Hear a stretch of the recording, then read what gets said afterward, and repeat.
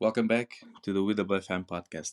I'm your host today, Andre, and with me, I will have Wang.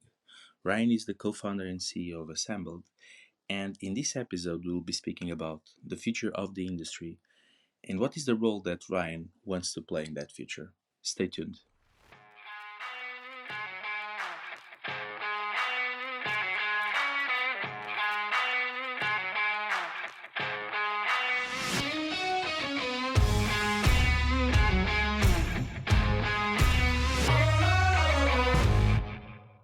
Everyone, very special guest today, Ryan Wang, co-founder and CEO of Assembled. It's such an honor to be interviewing you today, and I'm really dying to have this conversation. So welcome to the show, Ryan.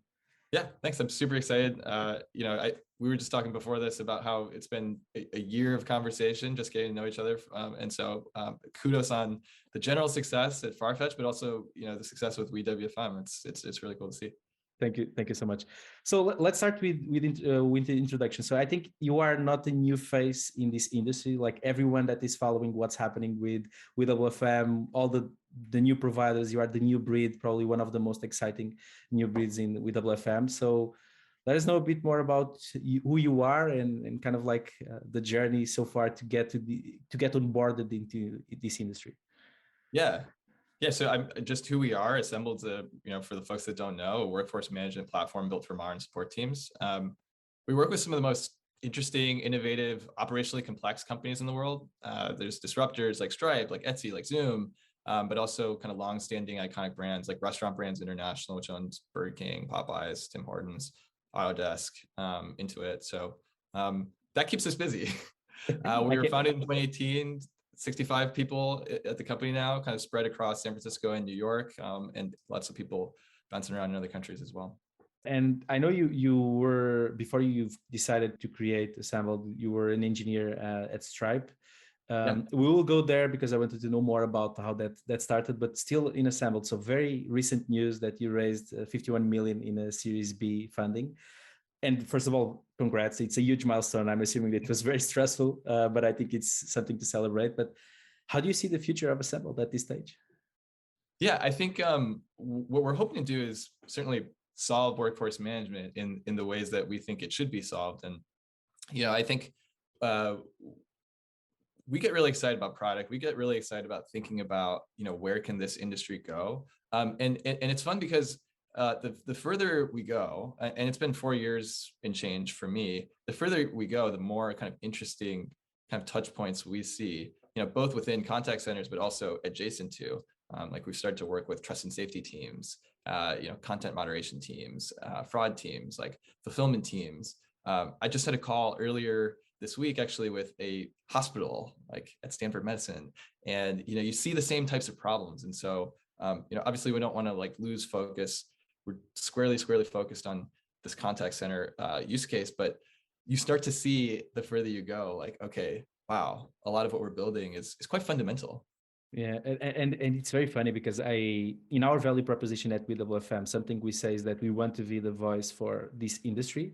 And I phrase it multiple times, which is across multiple industries, there is the same flavor of planning, the same challenges. The need is very like at the core, it's the same. It's just a different usage. Like sometimes it's not contacts. It's like a real person coming in and you need to manage but the influx of what the contact means or what a workload unit means can be so many multiple things. Even in aviation, I use this analogy multiple times, which is at an airplane, you have traffic coming in and out, and that's pretty much the same. You are managing, making sure the flow runs. So it's really good to see that you guys are considering that, because I definitely think that's like whoever cracks that for the broader industry spectrum, not only the contact center, will probably win over the next decade. So aviation is such a funny example, right? Because staffing shortage, workforce management problems. 2 out of my last 4 flights were delayed because of crew issues, right? And it's the same types of or same flavor of problem, not exactly the same. Did you give your card in the end to the airline company, saying I can fix your problem? Yeah, I did. And also when we tried to call support, that's also challenging too. So we can help on many fronts. That's Yeah. that's amazing. That's amazing. But I wanted to move a bit back. Like you mentioned Stripe before, but I wanted to know before you started the journey with this with Assembled, like how much did you knew about WFM before going in to co-create Assembled? And Yeah. I wanted to know to actually know why the name, but we can go there in a minute. But I wanted to know how much did you knew about WFM before? Yeah, so I'll be honest, nothing, right? So the story is I joined Stripe when it was around 80 people, and actually they only had the title engineer. I don't have an engineering background. I was actually studied economics, studied statistics. I was a management consultant. I joined originally as a data scientist. My brother, such now co-founder, referred me to Stripe, but I was not an engineer. I only became it while I was there. The last thing that I worked on at Stripe was support tooling with my other co-founder, Brian Z, who was employee number 30 very early on. And what we had perceived was that Stripe cared a lot about support tools, about support in general. Like I remember Patrick and John Collison, the co-founders of Stripe, when I joined, they would have people over their apartment to do support tickets, right? And obviously that's not going to scale. And so when we came on the scene to work on this type of tooling at Stripe, it was just this realization, this is incredibly important. Harken back to the days when I was in the apartment. How do we deliver that level of service and that level of care, but at scale? And then so when we started Assembled, it was kind of just with the knowledge of how this worked at Stripe. We thought, okay, maybe we understand tooling in the support industry. We knew nothing about workforce management. It was maybe 3 months, 6 months, 8 months of building prototypes, trying to sell stuff and not getting anywhere. When finally we just asked the head of support at Stripe, and this was Brian's great insight, you just asked him, what is software you need to buy in the next year where you hate your options? And he told us about workforce management. It was like, I was at Google before, now I'm at Stripe. We're poised for all this growth. We're hiring all these people. The challenge is, how do you put them in the right place at the right time? Position them for success. That's what workforce management is. You should go check it out. And so really we just cheated on the test. We knew nothing about workforce management. We were struggling with the startup in the early days. And we just asked like, hey, what should we work on? That's a very fun story. And what about the name Assembled? How do you Yeah. get there? The name, so I remember exactly where we were when we came up with the name. It was at Stable Cafe in San Francisco. I think the name was around this idea that because we had, the same type of story I just told. We knew that the support teams grow so fantastically quickly, and what we'd seen was that, like, on the one hand, you come in and think, oh, AI will automate everything away, but when you're in there, in reality, it's people doing a bunch of different things, stitching a bunch of different systems together, looking across a bunch of different places. And then there's the logistics arm, the operations arm, the tooling arm, right? And assembling all the information, all the tools you need is kind of the challenging part. I like the story, and you answered one of the questions that I had as a curiosity, because I wondered why you went to a software engineer. I thought that you did some kind of like crossover career that was hidden in your profile at LinkedIn. So it's good. It's funny that at the size of the company, like everyone was kind of like what they were to make it work. So funny story. Only been an engineer for maybe 2 years of my career. I'm flattered that people think of me that way, because I always, it's like at Stripe, it was like, those are the people that you wanted to be, right? Like, it's funny.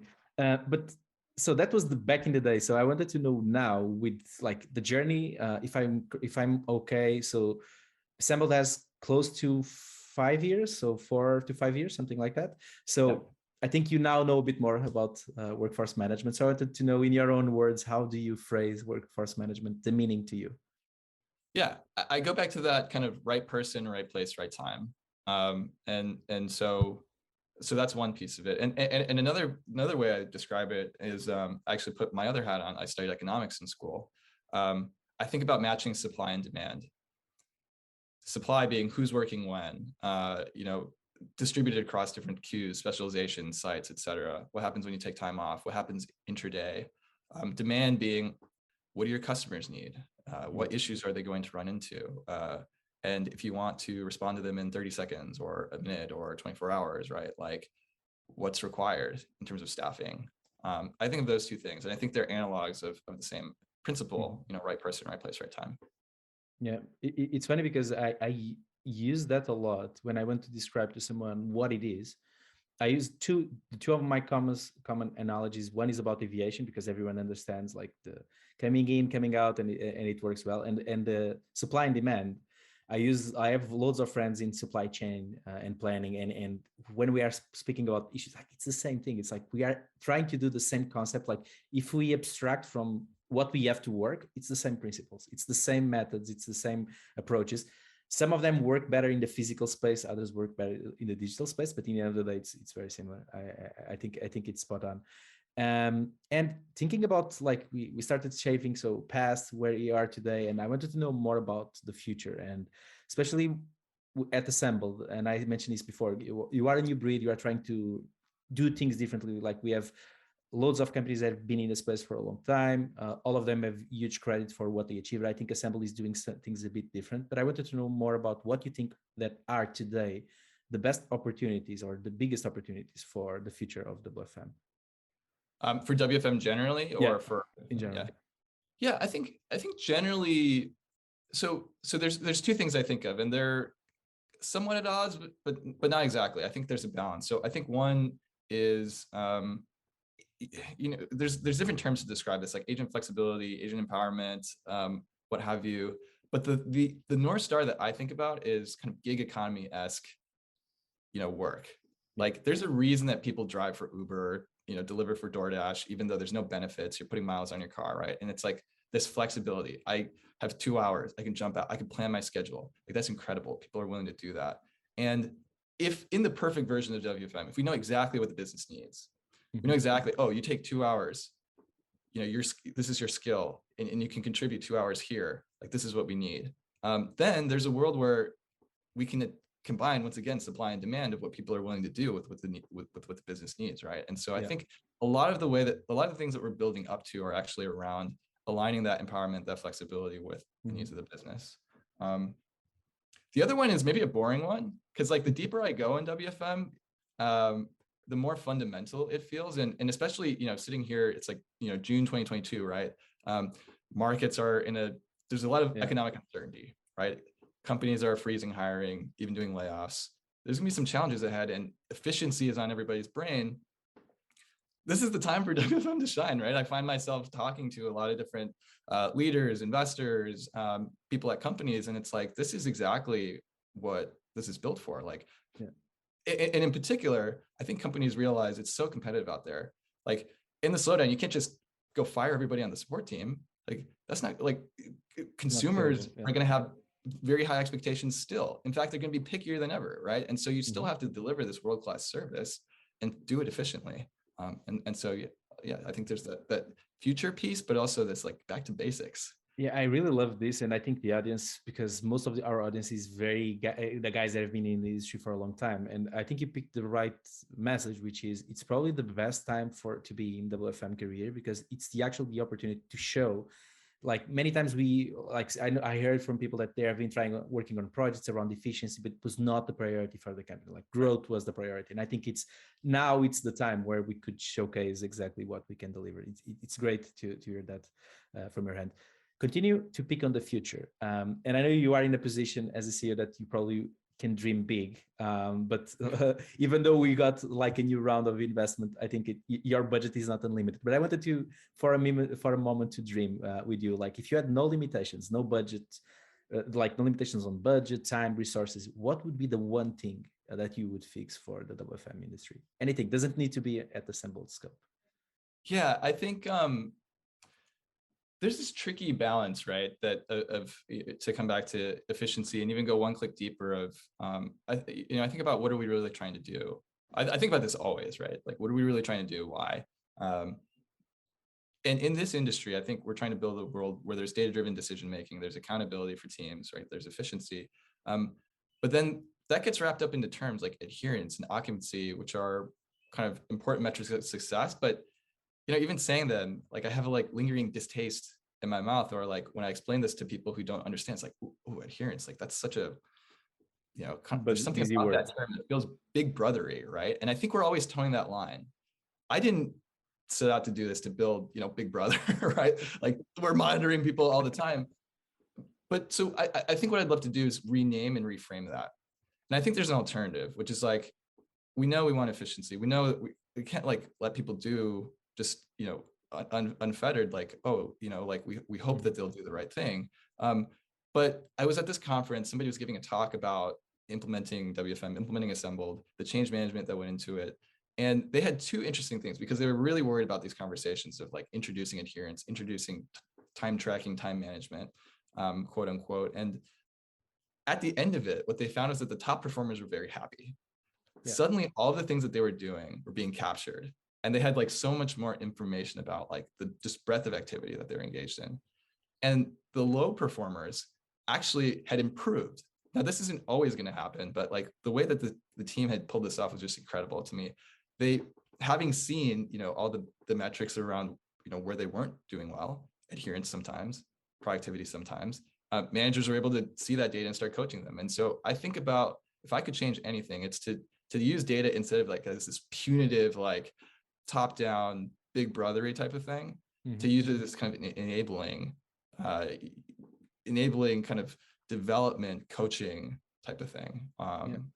If I get your words, it's something like, if I get it right, it's like you are trying to say, and I think at least is the way it's resonating with me. It's like people getting their own data and they can leverage their own data like in their hands instead of like you said, top down. It's like they can see where they are. Like it's even making it fun because they see where they can go if they course correct small things around the way they are performing that sometimes they don't even realize of the inefficiencies that they are going through. Exactly. And there's another example that comes to mind. I was talking to Brad Cleveland recently, and he was talking about this call center that he was helping consult with, and there was a guy who just had incredibly long handle times. It was because he was just so dedicated to documenting every single thing that he did and making sure the customer knew.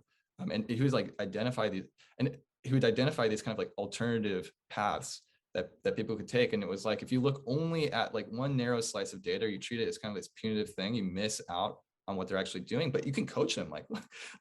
Like, and so I think there's something quite interesting that's hasn't quite been unlocked in a lot of organizations, I think. And how do you see AI in all of the impact it will have in this industry? So one thing that is very present, most time people don't think about AI, but forecasting is data science, and it touches on AI in a lot of aspects. But I wanted to hear from you. What do you think that will be the impact of AI across WFM in the future? What are your thoughts? Yeah, I think probably for this audience, we don't need to dispel the like, oh, robots are replacing us. Let's call it a day and go sip coffee, right? But I think just for completeness sake, I don't think that is what's going to happen. But I think what is going to happen is that there's this intelligence layer that makes everybody able to do the things that they're really good at. And what I mean by that is like, what AI can do is remove manual toil. When it comes to forecasting, it's kind of like gathering the specific data, like putting together the arrival time. Like that's kind of rote at this point for a lot of people, right? And then what you really are trying to do is make decisions, make judgments about, okay, we have this upcoming event, we have an upcoming marketing campaign, like what should we do about that? And so I think, or on the scheduling side, it's kind of like, okay, here are the rules that we want to implement. Like, I don't need to kind of go through and hand check every single schedule that they follow the rule, or to be compliant, or to have like 5x10 or 5x8 balanced against 4x10. But what AI can do is you click the button, take into account people's preferences, and then you're more about kind of like managing with people expectations, putting together the structure, the rules that need to go in. So I think it is machine, right? Like making people a lot more, making their decisions much more high level. Yeah, one of the good examples that I always, it's one of my personal wishes, but I never saw it done properly, which is I think there is a layer of alarmistic that could be built, but it's hard because every software tried to build itself. Like telephony softwares will do it, email softwares, like any kind of like conversational commerce tried to do it itself, and then WFM is on that middle trying to connect all points, which is how do we get to a point that like real-time monitoring can be, depends on the size of your company, it can be really hard, and creating alarmistic layers that allow for the decision making to be much faster and like in seconds. I think that's a huge opportunity, but you touched on that a bit, which is like it requires like human inputs, learning, and time. And but I think I get your point that this is my personal one. I really would love to see that fixed because I think that would save hours and hours, and probably would be like you could shrink weeks and months to spot issues that otherwise would be gone, like by you pass by and you don't realize you are having those issues. But I think you touched on something interesting too, which is there's the AI piece of it, there's the machine learning, all this intelligence stuff, but then like it's, as we all know, garbage in, garbage out, and it is data. And if every system, we've worked with so many different systems, and every given company has like 5, right? Like to say the least. exactly. And to stitch it all together, to have the data that we need in the first place, I feel like that is almost the hardest part from a operational perspective. And this was true at Stripe, by the way, too. As an engineer for Stripe, it was like stitching together all the different payment systems, MasterCard, the networks. And I think the analog for WFM is stitching together your Salesforce, your Ring Central, your Avaya, your Cisco, all of these things. But that's the hard part. Getting the data you need in one place. And the truth is that not everyone, from an integrations perspective, is not everyone in the industry thinks that integration first is the path, because they always build the software to be like kind of like something. I don't know. It's like they build a layer, but they forget about that. 10 years from today, you need that integration, otherwise you will not scale. So it's always interesting. If that's okay, I want to shift a bit gears from Assembled and you as a CEO, but I wanted to focus more on you as a person. So I heard that you are a big reader. Quick question: what's your favorite book? So I have the pandering answer here is Contact Center Management on Fast Forward by Brad Cleveland. Great book. We actually have everybody at Assembled read it before they start. We send it to them. But I love a mix of fiction and nonfiction. Actually, my favorite book is a book called If on a Winter's Night a Traveler by Italo Calvino. And it's a book about a book that starts If on a Winter's Night a Traveler. And so it's very meta. So, very winding, but very intellectually kind of quite interesting. Yeah.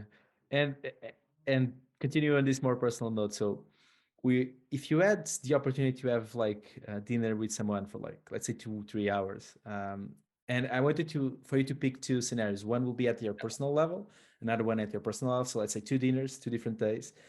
With who would love to sit to have dinner and a conversation at your personal level as well as at the professional level? The personal level and the professional level. I think the personal one, I mean, I don't know how many people are basketball fans. The Warriors are playing in the NBA Finals. And, their coach, Steve Kerr, is quite incredible, and I'm from Chicago, actually, originally. So Steve Kerr was a Chicago Bull, and now the coach of the Warriors. But there's something about the way the Warriors play as a team, a truly selfless team, that I think I look at and I think, wow. And this is personal, by the way, because like, to me, it's just elegant. It's incredible, the type of spirit that they have.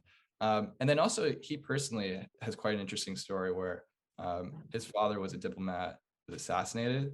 So he's been through a lot as a person, and I would love to understand, just how did he become the person that he's become? Because this is incredible leader, incredible people person, incredible competitor, won so many championships, both as a player and a coach, and just a wonderful human being. So I'll do the personal one. He's the coach for Golden State Warriors for like what, like close to 10 years, like 8 to 10 years, right? 8. It's been a while. It's been a while. It's the name I always recall every time I think about the Warriors. So, yeah. And what about the professional level? The professional level. So maybe all the way on the other end. So there's a set of books I love by Andy Grove, former CEO of Intel. He was an engineer, early engineer at Intel, and then became CEO. And I think maybe not everybody knows this. He was creator of the OKR, for better or for worse, but very much took a scientific approach to management, and it's like some things you agree or disagree with, but really took a like quite microscopic lens to like all the activities of management. And I think management is hard. I think it's really hard. And it's, you learn a lot from doing, but also there are people that kind of like break apart the different pieces of it. And I think he was one of them. And I think you look at Intel, just their role in computing over time, and it's an incredible company. Yeah, it's fascinating. I agree with that. And if it was not like you are in the tech space today, so you said in the beginning you were studying to be in economics, but I wanted to think like, if it was not on the tech space, where do you think your career would have been going to if it was not this opportunity? So I almost became, well, I guess it would have been a long step still to become a professor, but I was thinking a lot about going to do a PhD in economics. And my first job out of college, I actually worked at this consulting company run by Steve Levitt, so the co-author of Freakonomics. And a lot of the people at the firm wanted to become PhDs in economics. You know, you follow the footsteps of your hero, your leader, right? And I remember asking him, you know, 1 or 2 years in, like, you know, I think I want to go to do a PhD. How do I get into a good school? He asked me, why do you even want to be an economist in the first place? I explained it. And he said, I don't think you really mean that. It's like a very blunt person. And so, you know, I was like, oh, okay. So I like to think that I, you know, have another career as a, you know, an economist or a professor, but then again, maybe not, as Steve told me. funny, funny one. So we are getting close to the end, but I wanted to touch more on, still on the personal side, but more on kind of like the advice side. So you have been CEO for a while. We have been uh, leading a company at a fast growing pace, like just led a funding round. And I wanted to touch more about advice that you could share. And I wanted to touch it from a few different angles. So one around management. So like we have many managers on our podcast listening. You managed this before, like managing it's hard. Yeah. So what are the top 3 advices you would give to the managers listening? Top 3. I think the immediate one that comes to mind is, and this is an unofficial cultural value of Assembled, but that feedback is a gift. Yeah. And there's a lot to unpack there, but I think giving feedback has always been hard. Yeah, I feel bad sometimes. It's like I want to tell somebody something that they could do better, or, you know, improve, et cetera, and you feel bad. But it's actually it's more damaging to not tell somebody something, in my experience. And then, you know, a month later, 2 months later, it's like, you know, it comes to a head. But the other side of that is also that feedback is a gift. And maybe this is like 2 things within one, is that it has to be treated as a gift, right? Like to give somebody feedback like, hey, this is terrible, not helpful, you know, and demotivating. And but when phrased as like, and, you know, there has to be the relationship to back it up. But when phrased as like, I care about you, I care about this relationship, we are on the same team, we're working towards the same thing. And here's how I think we together can do better. When feedback is framed as a gift in that way and thought of as that way, I've found that it lands actually really, really well, and people are really appreciative. And you can be a little bit more direct, but people appreciate that you tell them, because they understand that we're all on the same page. We're all trying to do the same thing. And then I'll just complete this with the trifecta feedback as a gift. I treat the feedback that people give me as a gift. And sometimes it's like, oh, you want to like, oh, they don't really understand, right? Or like, oh, they didn't see the full picture. But they have this other perspective that I don't. And so I found that like being really, really positively receptive to feedback and acting on it and telling people, thank you for sharing that. I'm going to do this. I did this. I really learned a lot from it. It creates this beautiful cycle of learning for everybody. Yeah, that's great. And so I mentioned 3. So the other one would be, like you mentioned this, but from another way. So everyone makes mistakes. So we often don't speak about it, but the truth is that we all make mistakes. Like anything that you learned from a mistake you made that you wanted to share throughout, especially throughout the journey with Assemble, anything you would share with the audience on a lesson learned from a mistake and feedback you could provide on it. Yeah, I think it's always meta versions of the same mistake, and then you have to kind of like dial back. I think we all live in this world where there's like a million things competing for attention, and I think it's the hardest thing is to find focus and move urgently against focus, things that you want to focus on. And I think the biggest mistakes I've made at Assembled are to try to take on too many things, to try to be everywhere all at once.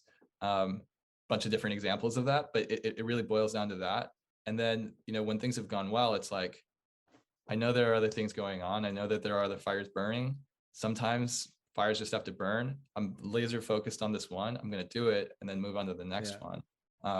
So it's always been like, when it felt like there were so many things to do and everything was falling apart, trying to do all of it was the worst mistake. And trying to do only the one most important thing was the best thing to do. Yeah, that's a great feedback, a great lesson. I really like that one. Just to wrap up, and this is the very final one. So you mentioned loads of different soft skills that are very valuable to you based on how you speak. But I wanted to know, and this is probably aimed for future Assemble workers. What's the to work at Assemble? What is a must to work there? Like, what's the skill that really matters for you the most when you hire? Yeah, it's interesting. It's actually not a skill, or I mean, we obviously test people for their skills, but I think it is this sense in which that you have so much more to learn, or kind of almost like a chip on your shoulder. Mhm. Our top cultural value is act like a support agent, and I often actually describe it like this: of like being really scrappy, kind of just getting in there and figuring out what's going on, not being daunted by The a bunch size of of things. chaos, right? And just having like a positive attitude about it, because that's what people are looking for Hmm. when they come to you. When we identify that kind of like this act like a support agentness, this scrappiness, this kind of like want to get better. I mean, it's beautiful. It's incredible. Those folks, you see where they are, and then it's really where are they 3 months from now, 6 months from now, 9 months from now, a year from now. Yeah. That is really an incredible thing. Yeah, that's very nice, and I hope it serves as a piece of advice for future workers at Assemble. Ryan, it's it's time to say goodbye, but I wanted to before we close, anything you want to say, final words to the audience? I think WFM is an incredible industry. I think we should rename it. We should make it more generally accessible. And hit me up if you have ideas, because we are working on exactly this. But it is so fundamental. Like from not knowing anything about this to now being deep in it. I think we sometimes get the question like, oh, this seems kind of specific, right? Like what? But no, actually, this is so fundamental that matching a supply and demand, the right person, right place, right time. I think our impact can be really, really great. And Yeah. really, really large. So this gets me excited. Yeah, I the same. I will eat you up for ideas because this is one of the value propositions to be the voice for the industry, but it's hard to explain what it is. So I'm more than happy to help you in this journey. Yeah. Ryan, thank you so much for the time you set aside. I know you are super busy. Once more, congrats on the huge milestone on the Series B funding, and thank you so much for the time spent with us. It was great speaking with you and know you No, better. thank you. This is super fun. Thank you so much, Ryan. Thank you for listening to WFM. This podcast is made and produced by André Leitão, Bilge Hentelman, Doug Carsteton, Gonçalo Gomes, and Kim Paz. If you like this show, don't forget to share it with your friends and colleagues. Visit our website, wfm.com, to find more exclusive interviews and WFM content. See you next time. All rights reserved.